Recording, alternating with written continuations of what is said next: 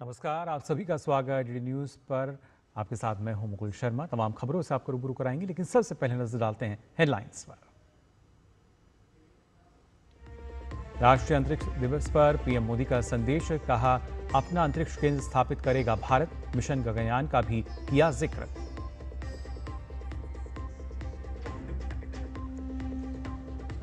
उत्तराखंड के थराली में बादल फटने से तबाही, रेस्क्यू ऑपरेशन के लिए रुद्रप्रयाग से सेना की टुकड़ी रवाना। मुख्यमंत्री धामी ने की हालात पर नजर।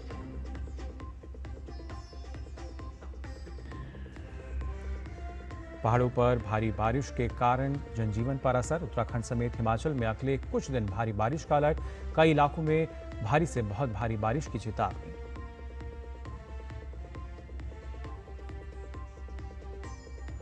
मॉडर्न तकनीक और डिजिटल ट्रैकिंग डेटाबेस के जरिए सीबीआई को मिली बड़ी सफलता।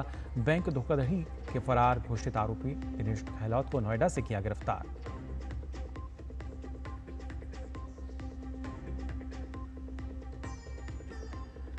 बुल्गारिया में अंडर 20 विश्व कुश्ती चैंपियनशिप के महिला स्पर्धा में भारत की काजल तोचक ने स्वर्ण पदक जीता। श्रुति और सारिका ने कांस्य पदक किया हासिल।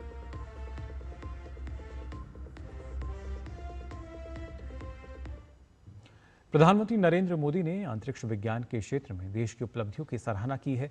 राष्ट्रीय अंतरिक्ष दिवस पर अपने वीडियो संदेश में पीएम ने कहा कि सरकार इस क्षेत्र के विकास के लिए लगातार काम कर रही है। पीएम ने मिशन गगनयान और भारत का अपना अंतरिक्ष केंद्र स्थापित करने जैसे महत्वाकांक्षी प्रयासों का भी जिक्र किया। पीएम ने अंतरिक्ष विज्ञान में निजी क्षेत्र की भागीदारी के महत्व को भी रेखांकित किया। आप सभी को नेशनल स्पेस डे की बहुत बहुत शुभकामनाएं।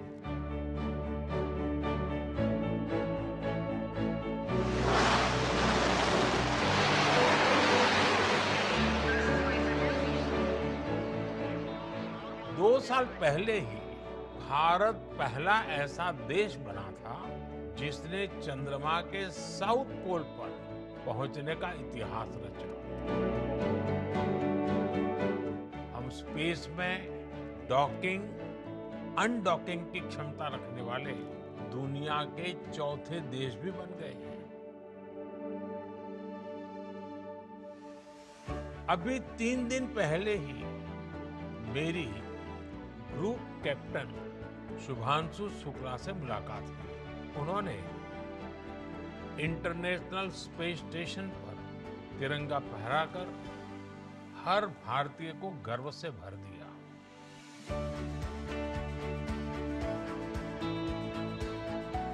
आज भारत सेमी क्रायोजेनिक इंजन और इलेक्ट्रिक प्रोपल्शन जैसी ब्रेक थ्रू टेक्नोलॉजी में तेजी से आगे बढ़ रहा है। जल्द ही आप सब वैज्ञानिकों की मेहनत से भारत गगनयान की उड़ान भी भरेगा और आने वाले समय में भारत अपना स्पेस स्टेशन भी बनाएगा।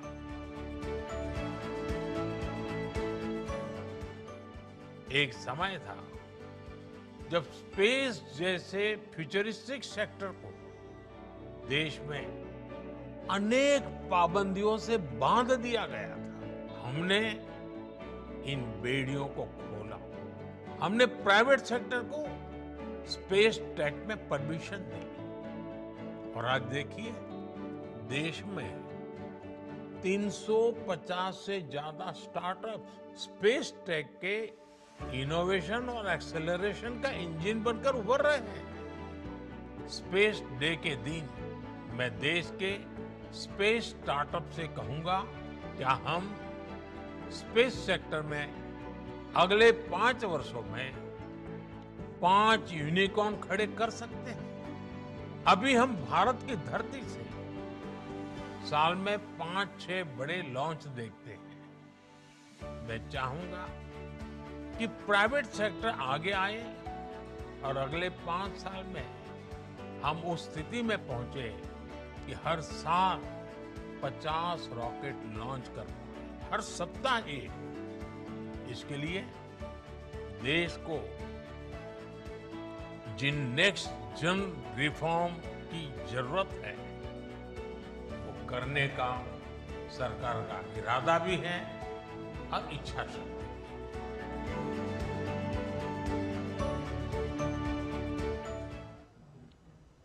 और आपको बता दें इस बीच एक बड़ी खबर आ रही है। जी हाँ, इस वक्त की बड़ी खबर आपके साथ साझा कर रहे हैं, जहां ब्रैंकफोर्ड मामले में सीबीआई ने कार्रवाई करते हुए अनिल अंबानी के घर पर छापेमारी फिलहाल की है।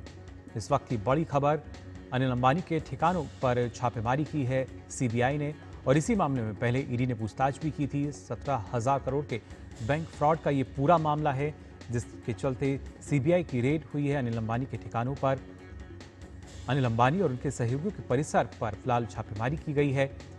17,000 करोड़ के बैंक फ्रॉड का ये पूरा मामला, जिसमें अब सीबीआई ने कार्रवाई की है। इससे पहले हमने देखा था ईडी ने इस मामले में कुछ दिन पहले पूछताछ की थी। और इस बीच ये बड़ी खबर, जहां अनिल अंबानी के ठिकानों पर छापेमारी की गई है। 17,000 करोड़ के बैंक फ्रॉड का ये पूरा मामला है, और इसी मामले में पहले ईडी ने पूछताछ की थी, लेकिन अब सीबीआई जो है वो एक्शन मोड में नजर आ रही है। और ना सिर्फ अनिल अंबानी के घर पर, बल्कि और भी उनसे जुड़े हुए उनके सहयोगी जो हैं, उनके परिसर पर भी छापेमारी की कार्रवाई की गई है। इस वक्त की बड़ी खबर आपके साथ साझा कर रहे हैं, जहां पर अनिल अंबानी जिनके ठिकानों पर छापेमारी की है सीबीआई ने। और इस पर और जानकारी के लिए आइए सीधा रुख कर लेते हैं, हमारे सहयोगी नीरज फिलहाल जुड़ चुके हैं। नीरज, क्या ताज़ा जानकारी मिल पा रही है इस पूरे मामले में? देखिए, सुबह 7 बजे के करीब जो सीबीआई की जो टीमें थी वो अनिल अंबानी के घर और उनके जो परिसर हैं उनके सहयोगियों के वहां पर पहुंची हैं। 7 टीम है सीबीआई की जो छापेमारी की कार्रवाई कर रही है। जी। और आरोप अनिल अंबानी के ऊपर ये है कि बैंक फ्रॉड का जो एक केस है, जो जानकारी हमें मिली है कि सीबीआई ने उसमें केस रजिस्टर्ड किया है अनिल अंबानी के खिलाफ। जी। और ये मामला इस तरीके से था कि एसबीआई ने सबसे पहले अनिल अंबानी जो आरकॉम कंपनी है उसके एक अकाउंट को फ्रॉड घोषित किया था। फ्रॉड घोषित करने के बाद उसकी जो जानकारी है वो आरबीआई को दी गई, और उसके बाद ये इस पूरे मामले की जो तहकीक है वो शुरू की गई। और आरोप ये है कि जो एसबीआई बैंक है उसका करीब 2,000 करोड़ का जो फ्रॉड है वो अनिल अंबानी और उसके सहयोगी ने किया है, जो सीबीआई की एफआईआर कहती है। इससे पहले भी आपको पता है कि ईडी ने अनिल अंबानी से पूछताछ करी थी। एक लंबी पूछताछ हुई थी ईडी मुख्यालय दिल्ली में अंबानी से। 17,000 करोड़ का जो बैंक फ्रॉड का जो मामला था उस सिलसिले में अनिल अंबानी से पूछताछ हुई थी। उनके कई जो सहयोगी हैं उनको भी ईडी ने पूछताछ के लिए बुलाया था। अब एसबीआई की एक तरीके से हम कहें कि 2,000 करोड़ फ्रॉड के मामले को लेकर जो सीबीआई है वो छापेमारी की कार्रवाई कर रही है। सीबीआई के कई अधिकारी 7 जगह अलग अलग छापेमारी की कार्रवाई को अंजाम दे रहे हैं। और जो जानकारी है, अनिल अंबानी इस समय अपने घर पर ही मौजूद हैं जब सीबीआई की टीम पहुंची। बिल्कुल, और कहीं ना कहीं अगर देखा जाए नीरज, जो मुश्किलें हैं वो अनिल अंबानी की अब बढ़ती हुई नजर आ रही हैं। और देखिए, बिल्कुल मुश्किलें बढ़ती नजर आ रही हैं, क्योंकि आप देखें कि सरकार की तरफ से भी पहले ये कहा गया है कि करप्शन पर जीरो टॉलरेंस की नीति अपनाई जाएगी। कोई कितने भी बड़े पद पर बैठा हो, अगर करप्शन का खेल खेलेगा तो उसके खिलाफ कार्रवाई की जाएगी। मोदी सरकार की ये स्पष्ट गाइडलाइन है, और तमाम एजेंसियों को ये दिशा निर्देश भी है कि कोई भी अगर करप्शन करता है तो उसके खिलाफ कड़े से कड़े कदम उठाए जाएं। और इसी सिलसिले में आप देखें कि अनिल अंबानी के खिलाफ मामला भी दर्ज हुआ है।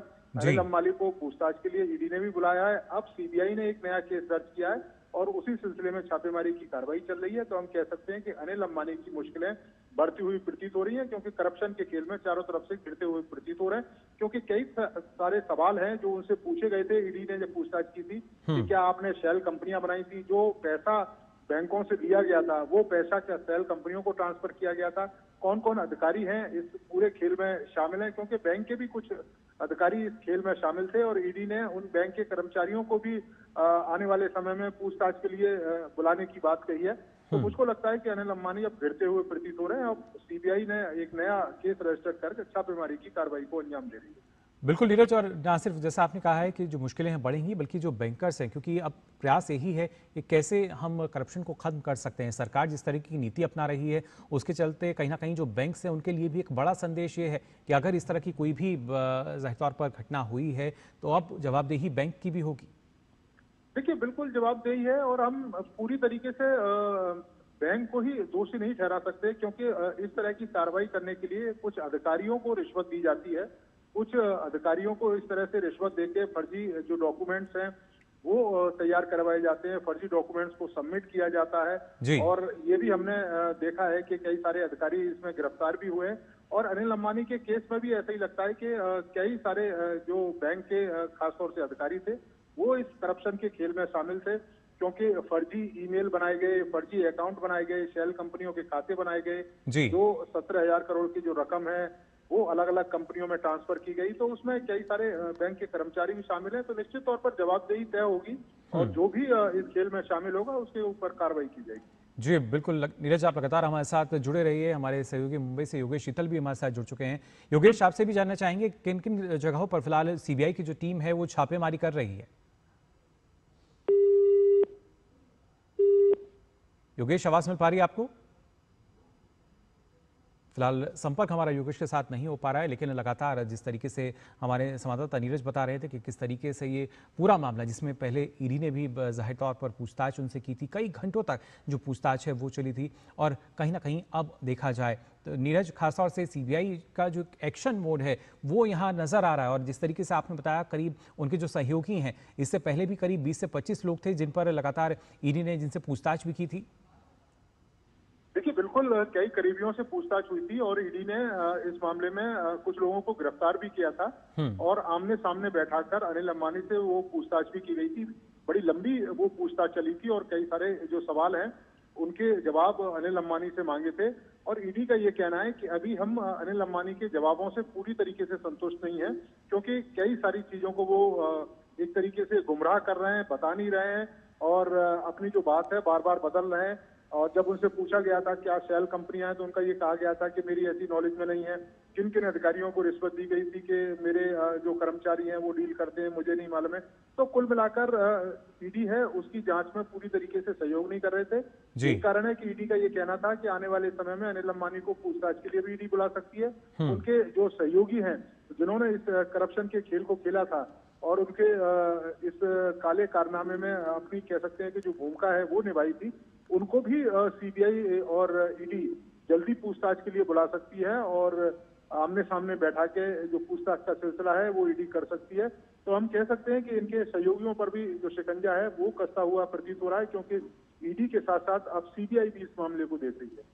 जी नीरज, और जाहिर तौर पर ना सिर्फ सहयोगी बल्कि जो सहयोगी कंपनियां उनकी रही हैं उनके भी जो जाहिर तौर पर खाते जो हैं वो खंगाले जा रहे होंगे। इससे पहले ईडी ने भी जाहिर तौर पर हमने देखा था किस तरह की कार्रवाई की थी।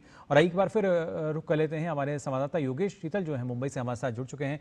योगेश, करीब 7 जगहों पर फिलहाल सीबीआई की टीम जो है छापेमारी कर रही है, और क्या ताज़ा जानकारी आपके पास?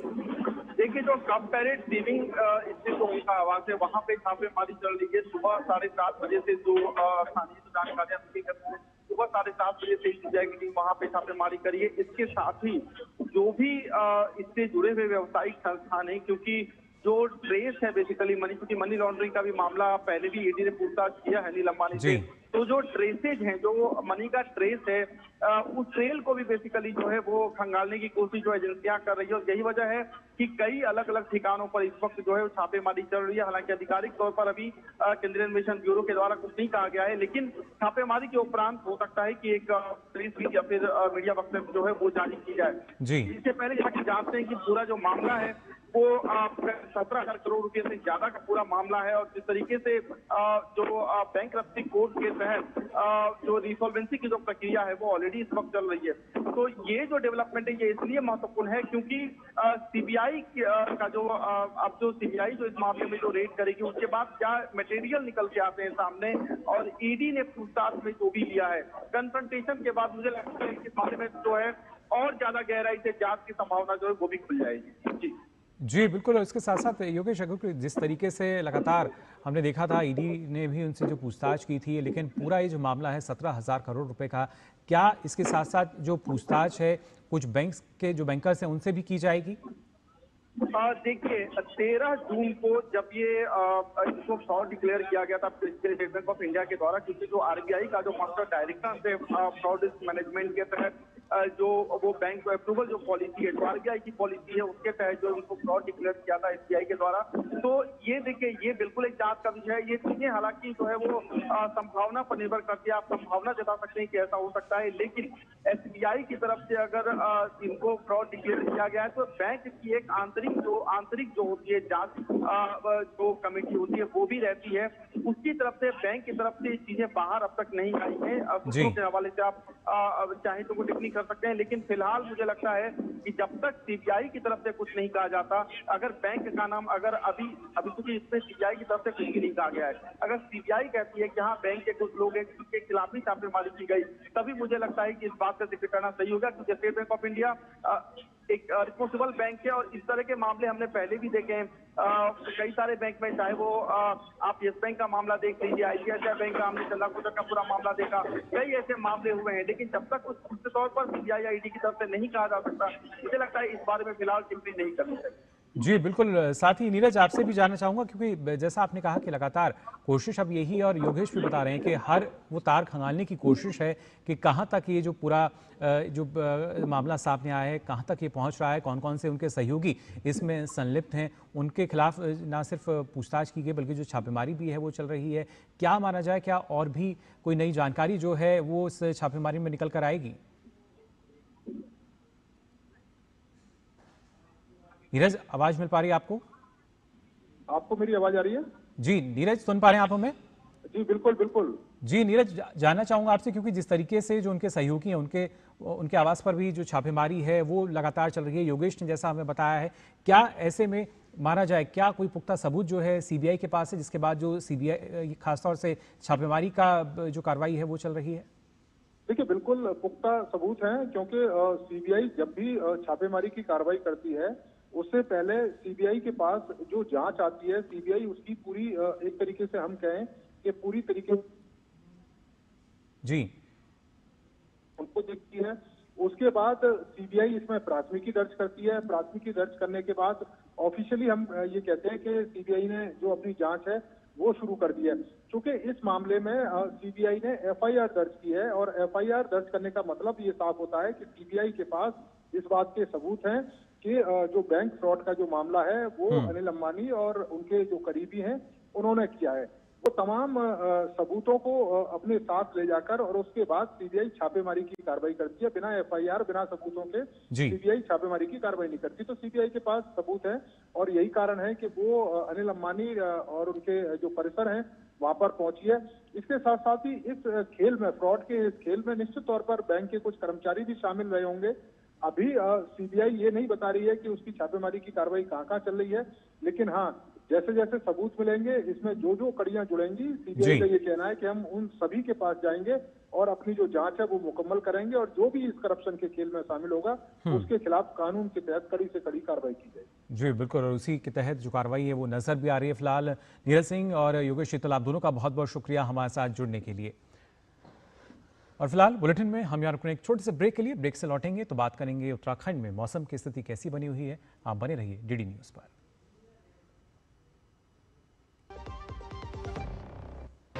एक और प्रगतिशील भारत तेज और चौड़े राष्ट्रीय राजमार्गों का साक्षी बन रहा है, वहीं कुछ स्थानों पर अतिक्रमण आवाजाही में बाधा बन रहे हैं। राजमार्ग यात्रा ऐप आपको सशक्त बनाता है। बस एक टैप में शिकायत दर्ज करें, फोटो को जियो टैग करें और शिकायत की स्थिति ट्रैक करें और समाधान पाएं। राजमार्ग यात्रा ऐप पर फास्ट टैग रिचार्ज और वार्षिक पास एक्टिवेट करें और नजदीकी अस्पताल, पेट्रोल पंप, रेस्टोरेंट की जानकारी भी पाएं। ओवर स्पीडिंग अलर्ट के साथ रहें सुरक्षित। राजमार्ग यात्रा ऐप पर हाईवे अतिक्रमण रिपोर्ट करें और राष्ट्र निर्माण में योगदान दें।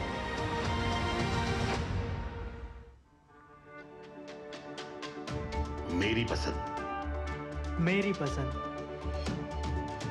मेरी पसंद, मेरी पसंद, हमारी पसंद, हम सबकी पसंद। मजबूत देश का मजबूत सरिया हो गया स्टील। ब्रेक के बाद आप सभी का एक बार फिर स्वागत डीडी न्यूज़ पर। आइए खबरों में आगे बढ़ते हैं, बात करते हैं उत्तराखंड की। दरअसल आज भी सुबह से ही मौसम का मिजाज यहाँ बिगड़ा हुआ है। कहीं हल्की तो कहीं भारी बारिश लगातार हो रही है। बाहर से लेकर मैदान तक बादलों ने अपना डेरा डाला हुआ है। राजधानी देहरादून सहित कई जनपदों में तेज बौछारें हो रही हैं, जबकि कहीं कहीं पर हल्की बारिश जो है वो रुक रुक कर भी हो रही है। मौसम विभाग ने देहरादून, नैनीताल, बागेश्वर और पिथौरागढ़ जिलों में आज भारी से बहुत भारी बारिश की चेतावनी जारी की है। साथ ही आकाशीय बिजली गिरने की चेतावनी भी यहां जारी हुई है। इन जिलों में ऑरेंज अलर्ट भी प्रभावी है। राज्य के शेष पर्वतीय जिलों और उधम सिंह नगर में भी भारी बारिश को लेकर येलो अलर्ट जारी किया गया है। मौसम विभाग के अनुसार अगले 3 दिन पूरे प्रदेश में बारिश के तीव्र दौर जो है वो जारी रहेगा। इस दौरान पर्वतीय क्षेत्रों में भूस्खलन और निचले इलाकों में जलभराव और बाढ़ का खतरा बना रहेगा। मौसम विभाग ने लोगों और पर्यटकों से अपील की है कि वे अनावश्यक यात्रा से बचें और सुरक्षित स्थानों पर ही रहें। तो उत्तराखंड में लगातार बारिश जो है वो आफत बनकर टूटती हुई नजर आ रही है। कई ऐसे ज़िले जहां पर मौसम विभाग ने रेड अलर्ट जारी किया है। और किस तरह के हालात हैं इसके लिए आइए सीधा रुख कर लेते हैं देहरादून का, जहां हमारे संवाददाता अवधेश नौटियाल फिलहाल हमारे साथ जुड़ चुके हैं। अवधेश, जानना चाहेंगे आपसे किस तरह के हालात फिलहाल बने हुए हैं, क्योंकि लगातार सुबह से भी हमने बारिश की स्थिति देखी थी। कई ऐसे ज़िले हैं जहाँ पर रेड अलर्ट जारी किया गया है, क्या स्थिति बनी हुई है? देखिए, बिल्कुल उत्तराखंड में जो है लगातार पिछले 15 दिन से जो मानसून है वो मानसून की लगातार दस्तक बनी हुई है। तेज और हल्की बारिश लगातार जारी है। बीच में अगर थोड़ा सा राहत मिल रही है तो फिर अगले दिन तेज बारिश हो जा रही है। देखिए, मौसम विभाग ने लगातार अगले 3 दिन भी भारी बारिश का अलर्ट दिया है। बात करूं कल और आज की, तो जो बीती रात है उस पर लगातार बारिश हो रही थी। शाम से शुरू हो गई थी, खासतौर से पहाड़ी जनपदों में, और वो देर रात तक जारी रही। सुबह तक देहरादून जनपद में, कल रात की बात करो, देहरादून में जो है 55 मिलीमीटर से ऊपर की बारिश दर्ज की गई। लगातार बारिश होने से जो पहाड़ों पर है वहां पर जनजीवन अस्त व्यस्त हो गया है।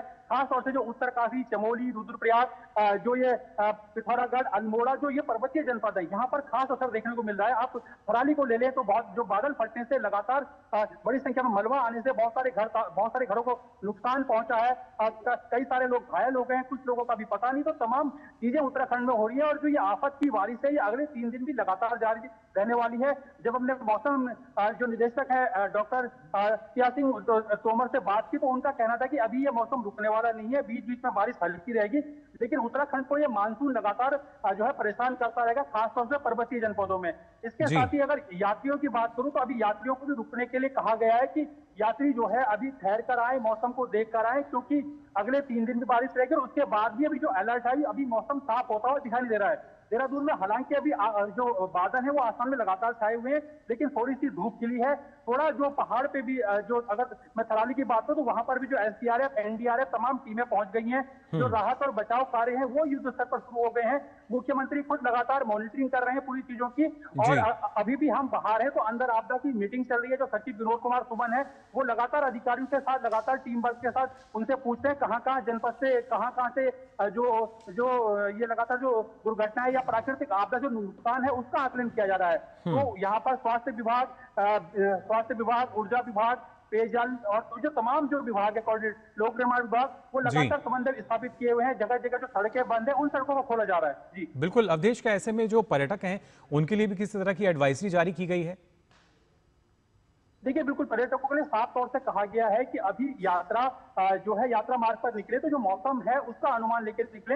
लेकिन अभी सरकार भी पूरे अलर्ट मोड पे है। सरकार भी जहां अगर ऋषिकेश, हरिद्वार या ऊपरी जहां भी पर्यटक हैं उनको समझाने का प्रयास कर रही है कि इस टाइम जो है यात्रा, क्योंकि लगातार जो भारी बारिश हुई है उससे जो यहाँ की चट्टाने हैं और जो लगातार जो यात्रा मार्ग से कई जगह भूस्खलन जोन है, चाहे सिरो बगड़ की बात करूं या अन्य जगह पर है, वहां पर जो मलबा जो है सड़कों पर आ जा रहा है, जिसके कारण सड़कें बंद हो जा रही। तो ये यात्रियों की सेहत को देखते हुए खुद राज्य सरकार, जिला प्रशासन और जो स्थानीय एजेंसी, जो आपदा की एजेंसी, तमाम लोग उनको बार बार कोऑर्डिनेट कर रहे हैं कि यात्री देहरादून, अगर यात्री यहाँ आए तो यात्रा को जो तमाम जो मौसम की जानकारी लेकर आए, पर्यटन विभाग से जो है कोऑर्डिनेट करके जो अपनी बुकिंग करें और यात्रा बिल्कुल जल्दबाजी ना करें, क्योंकि मानसून अगले 10-15 दिन और रहने वाला है। उसके बाद आप आराम से यात्रा कर सकते हैं। अभी दिवाली के बाद जो है धामों के कपाट बंद होने हैं, तो एक लंबा समय अभी और है, लगभग 2 महीने का समय बीच में मिलेगा। तो यात्रियों से जल्दबाजी न करने की अपील की जा रही है, क्योंकि उत्तराखंड में जो लगातार पिछले जो 15 दिनों से बारिश है उसका असर खास तौर से पहाड़ से मैदान तक, पहाड़ों पे ज्यादा देखने को मिल रहा है। जी जी बिल्कुल, लगातार उसका जो असर है वो नज़र आ रहा है। अवधेश, आप लगातार हमारे साथ जुड़े रहिए। फिलहाल चमोली के जो डीएम हैं संदीप तिवारी, उनका कहना है कि प्रभावित लोगों को सुरक्षित स्थानों पर पहुंचाया जा रहा है और नुकसान का आकलन भी किया जा रहा है। तो वहीं उत्तराखंड आपदा प्रबंधन सचिव विनोद कुमार सुमन ने कहा है कि कई जगह रास्ता जो है वो अवरुद्ध हो चुका है, बंद हो चुका है, जिसके कारण वहाँ पहुँचने में दिक्कत हो रही है, लिहाजा हेलीकॉप्टर की मदद ली जा रही है।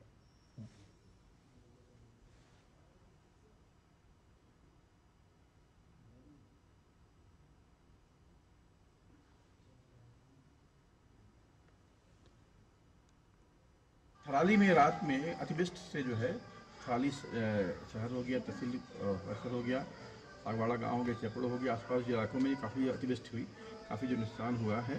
और मलबा आने से जो है एक कविता नाम की महिला जो है 20 साल की दब गई है वहाँ पे महिला, और एक व्यक्ति गंगा जोशी जो है चेपड़ो में लापता है, 72 साल की एज है।